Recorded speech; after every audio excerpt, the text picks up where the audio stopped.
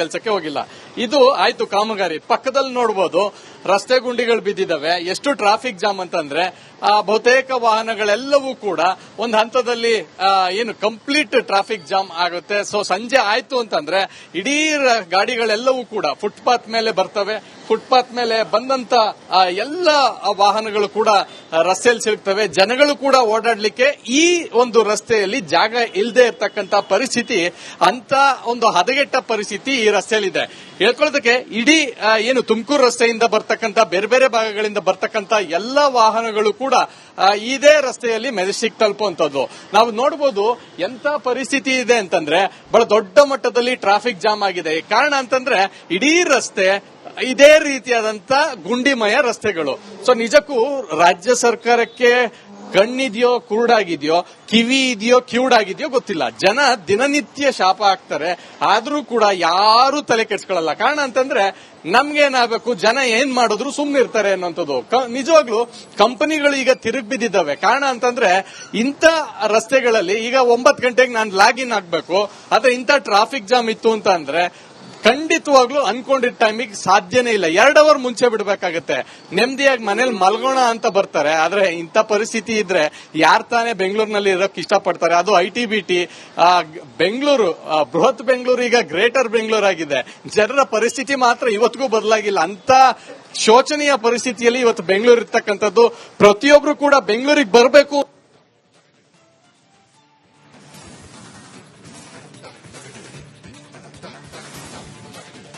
2-3 ಗಂಟೆ ಬಿಟ್ಟರು ಕೂಡ ಒಂದ್ ಕಡೆ ಟ್ರಾಫಿಕ್ ಜಾಮು, ಇನ್ನೊಂದ್ ಕಡೆ ರಸ್ತೆ ಗುಂಡಿ, ಇನ್ನೊಂದ್ ಕಡೆ ಸಿಗ್ನಲ್ಗಳು. ಇಂಥ ಪರಿಸ್ಥಿತಿಯಲ್ಲಿ ಇವತ್ತು ಬೆಂಗಳೂರು ಇರ್ತಕ್ಕಂಥದ್ದು. ಹೀಗಾಗಿ ಈ ಪರಿಸ್ಥಿತಿಯಲ್ಲಿ ಬೆಂಗಳೂರಲ್ಲಿ ಇರೋದ್ಕಿಂತ ಬೇರೆ ಕಡೆ ಹೋಗೋದು ಬೆಸ್ಟ್ ಅನ್ನುವಂತ ತೀರ್ಮಾನಕ್ಕೆ ಇವತ್ತು ಅನೇಕ ಕಂಪನಿಗಳು ಬಂದಿದ್ದಾವೆ. ಹೀಗಾಗಿ ರಾಜ್ಯ ಸರ್ಕಾರ ಎಚ್ಚೆತ್ಕೊಳ್ಬೇಕು. ಎಚ್ಚೆತ್ಕೊಳ್ಳದೆ ಹೋದ್ರೆ ಖಂಡಿತವಾಗ್ಲೂ ಬೆಂಗಳೂರಿನ ITBT ಸಿಟಿ ಅಂತ ಏನಿದೆ, ಖಂಡಿತವಾಗ್ಲೂ ITBT ಅಲ್ಲ, ಗುಂಡಿ ರಸ್ತೆ, ಕಸದ ರಸ್ತೆ ಮತ್ತು ಟ್ರಾಫಿಕ್ ಸಿಗ್ನಲ್ಗಳ ರಸ್ತೆ ಅನ್ನುವಂತ ರೀತಿಯಲ್ಲಿ ಇವತ್ತು ಹೆಸರನ್ನ ಪಡ್ಕೊಳ್ಳೋದ್ರಲ್ಲಿ ಯಾವುದೇ ಅನುಮಾನ ಇಲ್ಲ. ಖಂಡಿತವಾಗ್ಲೂ ರಾಜ್ಯ ಸರ್ಕಾರ ಎಚ್ಚೆತ್ಕೊಳ್ಬೇಕು.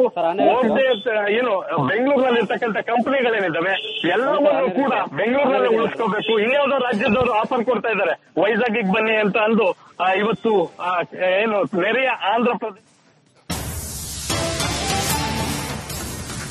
ಚಂದ್ರು ಮಾತಾಡ್ತೀನಿ. ಗುಂಡಿಮಯ ರಸ್ತೆಯಿಂದ ಬೇಸತ್ತ IT ವಲಯ, ನಿತ್ಯದ ನರಕ ಯಾತನೆಯನ್ನ ಅತಿರಥರು ತೆರೆದಿಟ್ಟಿದ್ದಾರೆ.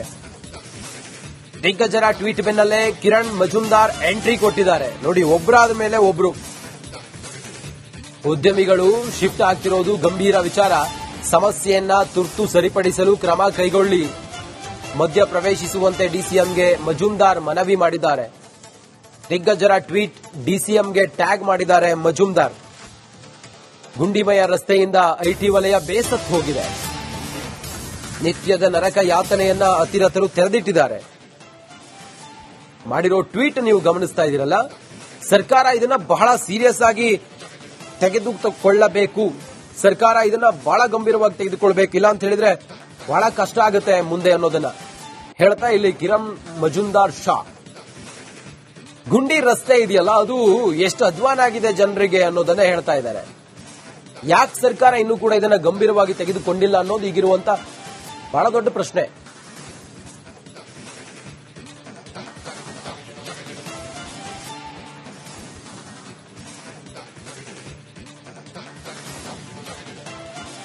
ನೋಡಿ, ನಾವು ಯಾವಾಗ ಈ ಗುಂಡಿಮಯ ರಸ್ತೆ ಜನರ ಅಧ್ವಾನದ ಬಗ್ಗೆ ನಾವು ರಿಪಬ್ಲಿಕ್ ಕನ್ನಡ ಅಭಿಯಾನವನ್ನು ಮಾಡಿ ಸರ್ಕಾರ ಇದನ್ನ ಗಂಭೀರವಾಗಿ ತೆಗೆದುಕೊಳ್ಬೇಕು ಅಂತ ಹೇಳಿದ್ವೋ, ಆದಾಗ್ಯೂ ಸರ್ಕಾರ ಆ ಗೋಜ್ಗೆ ಹೋಗಿಲ್ಲ.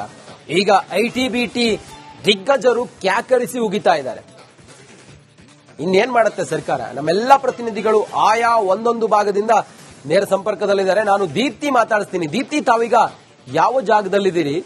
ಅಲ್ಲಿನ ದುರ್ಗಮವಾದಂತ ರಸ್ತೆಯ ಚಿತ್ರಣವನ್ನು ತೋರಿಸಬಹುದಾ ದೀಪ್ತಿ?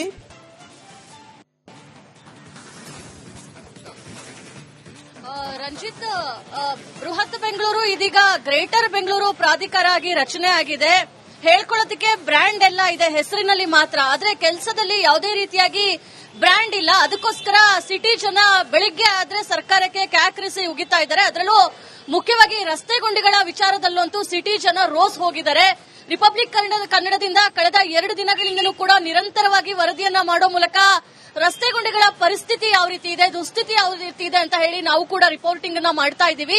ಆದ್ರೂ ಕೂಡ ಕೆಲವೊಂದ್ ಕಡೆ ತ್ಯಾಪೆಯನ್ನ ಹಚ್ತಾ ಇದ್ದಾರೆ. ಆದ್ರೆ ಬೆಂಗಳೂರಿನಲ್ಲಿರುವಂತಹ ಎಲ್ಲಾ ವಾರ್ಡ್ಗಳಲ್ಲೂ ಎಲ್ಲಾ ಗಲ್ಲಿಗಳಲ್ಲೂ ಕೂಡ ರಸ್ತೆ ಗುಂಡಿಗಳು ಇರುವಂತದ್ದು. ಸದ್ಯಕ್ಕೆ ನಾನೀಗ ಬೆಂಗಳೂರಿನ ಜೆಸಿ ರಸ್ತೆಯ ಭಾಗದಲ್ಲಿದ್ದೀನಿ. ಇಲ್ಲೂ ಕೂಡ ನೀವು ನೋಡಬಹುದು ಯಾವ ರೀತಿಯಾಗಿ ರಸ್ತೆ ಗುಂಡಿಗಳ ಪರಿಸ್ಥಿತಿ ಇದೆ ಅಂತ ಹೇಳಿ. ಎಲ್ಲೋ ಒಂದ್ ಕಡೆ ಇದು ಬಿಸಿ ರೋಡ್, ನಾವು ಇದೇ ರಸ್ತೆಯನ್ನ ಬಳಸಿ ನಮ್ಮ ಆಫೀಸಿಗೆ ಬರುವಂತಹ ರಸ್ತೆ ಇದು. ಪ್ರತಿನಿತ್ಯ ರಸ್ತೆ ಗುಂಡಿಗಳನ್ನ ದಾಡ್ಕೊಂಡು ಬರಬೇಕಾದಂತಹ ಪರಿಸ್ಥಿತಿ. ಬಿಬಿಎಂಪಿ ಅಂತ ಹೇಳಕ್ಕಾಗಲ್ಲ, ಈಗ ಗ್ರೇಟರ್ ಬೆಂಗಳೂರು ಅಥಾರಿಟಿಯಿಂದ ಕೇವಲ 200 ಮೀಟರ್ ದೂರ ಇರಬಹುದು ಈ ರಸ್ತೆ. ಇದನ್ನೇ ಸರಿ ಮಾಡೋದಕ್ಕಾಗೋದಿಲ್ಲ ಅಧಿಕಾರಿಗಳಿಗೆ ಅಂತ ಹೇಳಿದ್ರೆ, ಇನ್ನು ಉಳಿದಂತಹ ರಸ್ತೆಗಳು, ಅದರಲ್ಲೂ ಪ್ರಮುಖವಾಗಿ ಬೆಂಗಳೂರು ಹೊರವಲಯದ ಪರಿಸ್ಥಿತಿ ಅಂತೂ ಬೇಡವೇ ಬೇಡ. ಇದೇ ಕಾರಣಕ್ಕೆ ಹೊರವಲಯದಲ್ಲಿರುವಂತಹ ಸಾಕಷ್ಟು ಕಂಪನಿಗಳು ಬೆಂಗಳೂರಿನ ಸವಾಸನೆ ಬೇಡ ಅಂತ ಹೇಳಿ ಬಿಟ್ಟು ಹೋಗ್ತಾ ಇರುವಂತದ್ದು. ಯಾಕಂತ ಹೇಳಿದ್ರೆ ಮುಖ್ಯವಾಗಿ ಕನೆಕ್ಟಿವಿಟಿ ಬೇಕಾಗುತ್ತೆ. ಯಾವುದೇ ಒಂದು ಅಭಿವೃದ್ಧಿ ಅಂತ ನಾವು ತಗೊಂಡಾಗ ಕನೆಕ್ಟಿವಿಟಿ ಇಂಪಾರ್ಟೆಂಟ್ ಆಗುತ್ತೆ. ಅದು ಬೆಂಗಳೂರಿನಂತಹ ಬಿಸಿ ಲೈಫ್ ಅಲ್ಲಿ ಒಂದ್ ರೀತಿಯಲ್ಲಿ ನಾವೆಲ್ಲ ಮೆಷಿನ್ ರೀತಿಯಲ್ಲಿ ಕೆಲಸವನ್ನ ಮಾಡ್ತಾ ಇದೀವಿ. ಟೈಮ್ ನಮಗೆ ತುಂಬಾನೇ ಇಂಪಾರ್ಟೆಂಟ್ ಆಗಿರುತ್ತೆ. ಇಂತಹ ಸಂದರ್ಭದಲ್ಲಿ ರಸ್ತೆ ಗುಂಡಿಗಳಿಂದ ಲೇಟ್ ಆಗಿ ಹೋಗುವಂತದ್ದು ಅಥವಾ ಟ್ರಾನ್ಸ್ಪೋರ್ಟೇಷನ್ಗೆ ಸಮಸ್ಯೆ ಆಗುವಂತದ್ದು, ಇದು ಆರೋಗ್ಯದ ಮೇಲೂ ಕೂಡ ನಾವು ತುಂಬಾ ಗಂಭೀರವಾದಂತಹ ಪರಿಣಾಮಗಳು ಬೀಳ್ತಾ ಇದೆ. ಅದ್ರ ಬಗ್ಗೆನೂ ಕೂಡ ನಾವು ವರದಿಯನ್ನ ಮಾಡಿದ್ವಿ. ಹೇಗೆ ಸ್ಪೈನಲ್ಲೂ ಬ್ಯಾಕ್ ಇಂಜುರಿಗಳು ಸಿಟಿ ಜನರನ್ನ ಕಾಡ್ತಾ ಇದೆ. ಎಸ್ಪೆಷಲಿ 35 ವರ್ಷಕ್ಕಿಂತ ಕಮ್ಮಿ ಇರುವಂತಹ ಯಂಗ್ಸ್ಟರ್ಸ್ ಇವತ್ತು ಹೇಗೆ ಬ್ಯಾಕ್ ಪೈನ್ ಇಂದ ಸಫರ್ ಮಾಡ್ತಾ ಇದ್ದಾರೆ ಅಂತ ಹೇಳಿ. ಇಷ್ಟೆಲ್ಲ ಆದ್ರೂ ಕೂಡ ಬ್ರ್ಯಾಂಡ್ ಬೆಂಗಳೂರಿನ ಪರಿಕಲ್ಪನೆಯಲ್ಲಿ ಇರಬೇಕಾದಂತಹ ರಸ್ತೆಯ ಗುಣಮಟ್ಟ ಮಾತ್ರ ಅದೇ ರೀತಿ ಇದೆ. ರಸ್ತೆ ಗುಂಡಿಗಳಿಂದ ಜನ ರೋಸ್ ಹೋಗಿದ್ದಾರೆ. ಪುಣ್ಯಕ್ಕೆ ಮಳೆ ಇಲ್ಲ, ಮಳೆ ನಿಂತಿದೆ. ಯಾಕಂದ್ರೆ 2 ದಿನದ ಹಿಂದೆ ಮಳೆ ಇತ್ತು, ಆಗ್ಲೂ ಕೂಡ ಒಂದಿಷ್ಟು ರಸ್ತೆಗಳು ಕಳಪೆ ಕ್ವಾಲಿಟಿ ಹೇಗೆ ಅನ್ನೋದು ನಮಗೆ ಗೊತ್ತಾಗಿತ್ತು. ಒಂದ್ ವೇಳೆ ನಿರಂತರವಾಗಿ ಏನಾದ್ರೂ ಮಳೆ ಬಂದ್ರೆ ಈಗಿರುವಂತಹ ಸ್ಥಿತಿ ಮತ್ತಷ್ಟು ದುಸ್ಥಿತಿ ತಲುಪುವಂತಹ ಸಾಧ್ಯತೆ ಇದೆ. ಹೀಗಾಗಿ ಎಲ್ಲೋ ಒಂದ್ ಕಡೆ 1,100 ಕೋಟಿಯನ್ನು ಡಿಕೆಶಿ ಅವರು ರಸ್ತೆಗಳ ಅಭಿವೃದ್ಧಿಗೆ ಅಂತ ಬಿಟ್ಟಿದ್ದಾರೆ. ಅದು ನಿಜವಾಗ್ಲೂ ರಸ್ತೆಗಳ ಅಭಿವೃದ್ಧಿಗೆ ಬಳಕೆ ಆಗುತ್ತಾ ಅಥವಾ ಬೇರೆ ಬೇರೆಯವರ ಪಾಕೆಟ್ಗಳಿಗೆ ಹೋಗುತ್ತಾ ಅನ್ನೋದು ಪ್ರಶ್ನೆ ಆಗಿದೆ. Ranjit, Deepti, just hold. ದೀಪ್ತಿ, ನಿಮ್ಮನ್ನ ಮತ್ತೆ ಮಾತಾಡಿಸ್ತೀನಿ, ಮತ್ತೆ ಉಳಿದ ರಿಪೋರ್ಟರ್ಗಳನ್ನು ಕೂಡ ಮಾತಾಡಿಸ್ತೀನಿ. ನೋಡಿ, ಕೆಲಸಕ್ಕೆ ಹೋಗಿಲ್ಲ. ಇದು ಆಯ್ತು ಕಾಮಗಾರಿ. ಪಕ್ಕದಲ್ಲಿ ನೋಡಬಹುದು ರಸ್ತೆ ಗುಂಡಿಗಳು ಬಿದ್ದಿದ್ದಾವೆ. ಎಷ್ಟು ಟ್ರಾಫಿಕ್ ಜಾಮ್ ಅಂತಂದ್ರೆ ಬಹುತೇಕ ವಾಹನಗಳೆಲ್ಲವೂ ಕೂಡ ಒಂದು ಹಂತದಲ್ಲಿ ಕಂಪ್ಲೀಟ್ ಟ್ರಾಫಿಕ್ ಜಾಮ್ ಆಗುತ್ತೆ. ಸೊ ಸಂಜೆ ಆಯ್ತು ಅಂತಂದ್ರೆ ಇಡೀ ಗಾಡಿಗಳೆಲ್ಲವೂ ಕೂಡ ಫುಟ್ಪಾತ್ ಮೇಲೆ ಬರ್ತವೆ. ಫುಟ್ಪಾತ್ ಮೇಲೆ ಬಂದಂತ ಎಲ್ಲ ವಾಹನಗಳು ಕೂಡ ರಸ್ತೆಯಲ್ಲಿ ಸಿಗ್ತವೆ. ಜನಗಳು ಕೂಡ ಓಡಾಡ್ಲಿಕ್ಕೆ ಈ ಒಂದು ರಸ್ತೆಯಲ್ಲಿ ಜಾಗ ಇಲ್ಲದೆ ಇರತಕ್ಕಂತ ಪರಿಸ್ಥಿತಿ, ಅಂತ ಒಂದು ಹದಗೆಟ್ಟ ಪರಿಸ್ಥಿತಿ ಈ ರಸ್ತೆಯಲ್ಲಿದೆ. ಹೇಳ್ಕೊಳ್ಳೋದಕ್ಕೆ ಇಡೀ ತುಮಕೂರು ರಸ್ತೆಯಿಂದ ಬರ್ತಕ್ಕಂತ ಬೇರೆ ಬೇರೆ ಭಾಗಗಳಿಂದ ಬರ್ತಕ್ಕಂತ ಎಲ್ಲಾ ವಾಹನಗಳು ಕೂಡ ಇದೇ ರಸ್ತೆಯಲ್ಲಿ ಮೆಜೆಸ್ಟಿಕ್ ತಲುಪುವಂತದ್ದು ನಾವು ನೋಡಬಹುದು. ಎಂತ ಪರಿಸ್ಥಿತಿ ಇದೆ ಅಂತಂದ್ರೆ ಬಹಳ ದೊಡ್ಡ ಮಟ್ಟದಲ್ಲಿ ಟ್ರಾಫಿಕ್ ಜಾಮ್ ಆಗಿದೆ. ಕಾರಣ ಅಂತಂದ್ರೆ ಇಡೀ ರಸ್ತೆ ಇದೇ ರೀತಿಯಾದಂತ ಗುಂಡಿಮಯ ರಸ್ತೆಗಳು. ಸೊ ನಿಜಕ್ಕೂ ರಾಜ್ಯ ಸರ್ಕಾರಕ್ಕೆ ಕಣ್ಣಿದೆಯೋ ಕುರುಡಾಗಿದೆಯೋ, ಕಿವಿ ಇದೆಯೋ ಕಿವುಡಾಗಿದೆಯೋ ಗೊತ್ತಿಲ್ಲ. ಜನ ದಿನನಿತ್ಯ ಶಾಪ ಹಾಕ್ತಾರೆ, ಆದ್ರೂ ಕೂಡ ಯಾರು ತಲೆ ಕೆಡ್ಸ್ಕೊಳ್ಳಲ್ಲ. ಕಾರಣ ಅಂತಂದ್ರೆ ನಮ್ಗೇನಾಗಬೇಕು, ಜನ ಏನ್ ಮಾಡಿದ್ರು ಸುಮ್ಮನೆ ಇರ್ತಾರೆ ಅನ್ನೋಂಥದ್ದು. ನಿಜವಾಗ್ಲೂ ಕಂಪನಿಗಳು ಈಗ ತಿರುಗಿ ಬಿದ್ದಿದ್ದಾವೆ. ಕಾರಣ ಅಂತಂದ್ರೆ ಇಂಥ ರಸ್ತೆಗಳಲ್ಲಿ ಈಗ 9 ಗಂಟೆಗೆ ನಾನು ಲಾಗಿನ್ ಆಗ್ಬೇಕು, ಆದ್ರೆ ಇಂಥ ಟ್ರಾಫಿಕ್ ಜಾಮ್ ಇತ್ತು ಅಂತ ಅಂದ್ರೆ ಖಂಡಿತವಾಗ್ಲೂ ಅನ್ಕೊಂಡಿದ್ದ ಟೈಮಿಗೆ ಸಾಧ್ಯನೇ ಇಲ್ಲ. 2 ಅವರ್ ಮುಂಚೆ ಬಿಡಬೇಕಾಗತ್ತೆ. ನೆಮ್ಮದಿಯಾಗಿ ಮನೇಲಿ ಮಲ್ಗೋಣ ಅಂತ ಬರ್ತಾರೆ. ಆದ್ರೆ ಇಂಥ ಪರಿಸ್ಥಿತಿ ಇದ್ರೆ ಯಾರು ತಾನೇ ಬೆಂಗಳೂರಿನಲ್ಲಿ ಇರೋಕೆ ಇಷ್ಟಪಡ್ತಾರೆ? ಅದು ITBT ಬೆಂಗಳೂರು, ಬೃಹತ್ ಬೆಂಗಳೂರು ಈಗ ಗ್ರೇಟರ್ ಬೆಂಗಳೂರು ಆಗಿದೆ. ಜನರ ಪರಿಸ್ಥಿತಿ ಮಾತ್ರ ಇವತ್ತಿಗೂ ಬದಲಾಗಿಲ್ಲ. ಅಂತ ಶೋಚನೀಯ ಪರಿಸ್ಥಿತಿಯಲ್ಲಿ ಇವತ್ತು ಬೆಂಗಳೂರು ಇರ್ತಕ್ಕಂಥದ್ದು. ಪ್ರತಿಯೊಬ್ರು ಕೂಡ ಬೆಂಗಳೂರಿಗೆ ಬರಬೇಕು.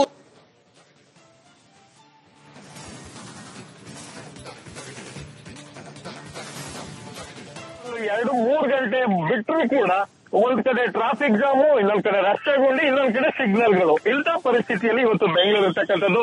ಹೀಗಾಗಿ ಈ ಪರಿಸ್ಥಿತಿಯಲ್ಲಿ ಬೆಂಗಳೂರಲ್ಲಿ ಇರೋದ್ಕಿಂತ ಬೇರೆ ಕಡೆ ಹೋಗೋದು ಬೆಸ್ಟ್ ಅನ್ನುವಂತ ತೀರ್ಮಾನಕ್ಕೆ ಇವತ್ತು ಅನೇಕ ಕಂಪನಿಗಳು ಬಂದಿದ್ದಾವೆ. ಹೀಗಾಗಿ ರಾಜ್ಯ ಸರ್ಕಾರ ಎಚ್ಚೆತ್ಕೊಳ್ಬೇಕು. ಎಚ್ಚೆತ್ಕೊಳ್ಳದೆ ಹೋದ್ರೆ ಖಂಡಿತವಾಗ್ಲೂ ಬೆಂಗಳೂರಿನ IT-BT ಸಿಟಿ ಅಂತ ಏನಿದೆ, ಖಂಡಿತವಾಗ್ಲೂ IT-BT ಅಲ್ಲ, ಗುಂಡಿ ರಸ್ತೆ, ಕಸದ ರಸ್ತೆ ಮತ್ತು ಟ್ರಾಫಿಕ್ ಸಿಗ್ನಲ್ಗಳ ರಸ್ತೆ ಅನ್ನುವಂತ ರೀತಿಯಲ್ಲಿ ಇವತ್ತು ಹೆಸರನ್ನ ಪಡ್ಕೊಳ್ಳೋದ್ರಲ್ಲಿ ಯಾವುದೇ ಅನುಮಾನ ಇಲ್ಲ. ಖಂಡಿತವಾಗ್ಲೂ ರಾಜ್ಯ ಸರ್ಕಾರ ಎಚ್ಚೆತ್ಕೊಳ್ಬೇಕು. ಏನು ಬೆಂಗಳೂರಿನಲ್ಲಿ ಇರ್ತಕ್ಕಂಥ ಕಂಪನಿಗಳೇನಿದ್ದಾವೆ ಎಲ್ಲವನ್ನೂ ಕೂಡ ಬೆಂಗಳೂರಿನಲ್ಲೇ ಉಳಿಸ್ಕೋಬೇಕು. ಇನ್ಯಾವುದೋ ರಾಜ್ಯದವರು ಆಫರ್ ಕೊಡ್ತಾ ಇದ್ದಾರೆ, ವೈಜಾಗಿಗೆ ಬನ್ನಿ ಅಂತ ಅಂದು ಇವತ್ತು ಏನು ನೆರೆಯ ಆಂಧ್ರ ಪ್ರದೇಶ. ಚಂದ್ರು ಮಾತಾಡ್ತೀನಿ. ಗುಂಡಿಮಯ ರಸ್ತೆಯಿಂದ ಬೇಸತ್ತ IT ವಲಯ, ನಿತ್ಯದ ನರಕ ಯಾತನೆಯನ್ನ ಅತಿರಥರು ತೆರೆದಿಟ್ಟಿದ್ದಾರೆ. ದಿಗ್ಗಜರ ಟ್ವೀಟ್ ಬೆನ್ನಲ್ಲೇ ಕಿರಣ್ ಮಜುಂದಾರ್ ಎಂಟ್ರಿ ಕೊಟ್ಟಿದ್ದಾರೆ. ನೋಡಿ, ಒಬ್ಬರಾದ ಮೇಲೆ ಒಬ್ರು ಉದ್ಯಮಿಗಳು ಶಿಫ್ಟ್ ಆಗ್ತಿರೋದು ಗಂಭೀರ ವಿಚಾರ. ಸಮಸ್ಯೆಯನ್ನ ತುರ್ತು ಸರಿಪಡಿಸಲು ಕ್ರಮ ಕೈಗೊಳ್ಳಿ. ಮಧ್ಯ ಪ್ರವೇಶಿಸುವಂತೆ ಡಿಸಿಎಂಗೆ ಮಜುಂದಾರ್ ಮನವಿ ಮಾಡಿದ್ದಾರೆ. ದಿಗ್ಗಜರ ಟ್ವೀಟ್ ಡಿಸಿಎಂಗೆ ಟ್ಯಾಗ್ ಮಾಡಿದ್ದಾರೆ ಮಜುಂದಾರ್. ಗುಂಡಿಮಯ ರಸ್ತೆಯಿಂದ IT ವಲಯ ಬೇಸತ್ತು ಹೋಗಿದೆ. ನಿತ್ಯದ ನರಕ ಯಾತನೆಯನ್ನ ಅತಿರಥರು ತೆರೆದಿಟ್ಟಿದ್ದಾರೆ. ಮಾಡಿರೋ ಟ್ವೀಟ್ ನೀವು ಗಮನಿಸ್ತಾ ಇದ್ದೀರಲ್ಲ. ಸರ್ಕಾರ ಇದನ್ನ ಬಹಳ ಸೀರಿಯಸ್ ಆಗಿ ತೆಗೆದುಕೊಳ್ಳಬೇಕು. ಸರ್ಕಾರ ಇದನ್ನ ಬಹಳ ಗಂಭೀರವಾಗಿ ತೆಗೆದುಕೊಳ್ಬೇಕು. ಇಲ್ಲ ಅಂತ ಹೇಳಿದ್ರೆ ಬಹಳ ಕಷ್ಟ ಆಗುತ್ತೆ ಮುಂದೆ ಅನ್ನೋದನ್ನ ಹೇಳ್ತಾ ಇಲ್ಲಿ ಕಿರಣ್ ಮಜುಂದಾರ್ ಶಾ. ಗುಂಡಿ ರಸ್ತೆ ಇದೆಯಲ್ಲ, ಅದು ಎಷ್ಟು ಅಧ್ವಾನ ಆಗಿದೆ ಜನರಿಗೆ ಅನ್ನೋದನ್ನ ಹೇಳ್ತಾ ಇದ್ದಾರೆ. ಯಾಕೆ ಸರ್ಕಾರ ಇನ್ನೂ ಕೂಡ ಇದನ್ನ ಗಂಭೀರವಾಗಿ ತೆಗೆದುಕೊಂಡಿಲ್ಲ ಅನ್ನೋದು ಈಗಿರುವಂತ ಬಹಳ ದೊಡ್ಡ ಪ್ರಶ್ನೆ.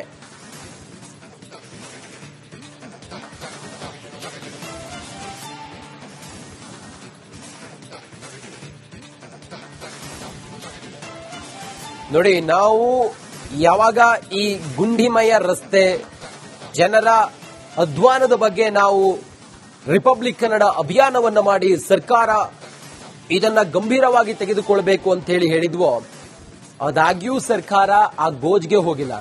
ಈಗ IT-BT ದಿಗ್ಗಜರು ಕ್ಯಾಕರಿಸಿ ಉಗಿತಾ ಇದ್ದಾರೆ. ಇನ್ನೇನ್ ಮಾಡುತ್ತೆ ಸರ್ಕಾರ? ನಮ್ಮೆಲ್ಲಾ ಪ್ರತಿನಿಧಿಗಳು ಆಯಾ ಒಂದೊಂದು ಭಾಗದಿಂದ ನೇರ ಸಂಪರ್ಕದಲ್ಲಿದ್ದಾರೆ. ನಾನು ದೀಪ್ತಿ ಮಾತಾಡಿಸ್ತೀನಿ. ದೀಪ್ತಿ, ತಾವೀಗ ಯಾವ ಜಾಗದಲ್ಲಿದ್ದೀರಿ? ಅಲ್ಲಿನ ದುರ್ಗಮವಾದಂತ ರಸ್ತೆಯ ಚಿತ್ರಣವನ್ನು ತೋರಿಸಬಹುದಾ ದೀಪ್ತಿ?